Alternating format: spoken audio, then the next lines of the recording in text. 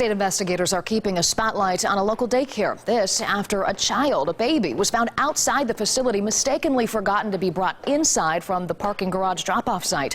2 News reporter Birshal Edmei following this story for you and brings us now the follow-up on this facility. Investigators tell me they quickly moved on this when first learning of the incident. Last week, an 8-month-old was found by a stranger in his stroller at a parking garage by the Canopy drop-off for My Father's House. We checked and later called this afternoon, and the child care center is open. My Father's House has been in operation for more than a decade, according to its owner.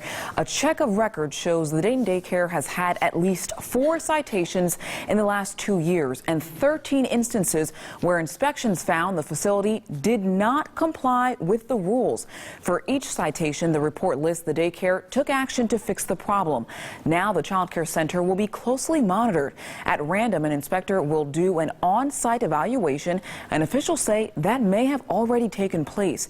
An investigation will decide what's next for the daycare, but it's not the first time they'll be looking at supervision issues. The last time was in January of 2015. So some of our viewers and parents are wondering, if there was an issue then, how can this same issue of supervision be present today?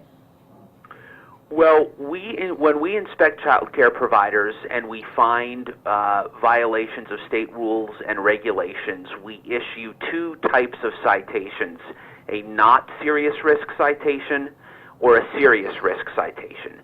And serious risk citations are for violations that could directly impact the health and safety of the children.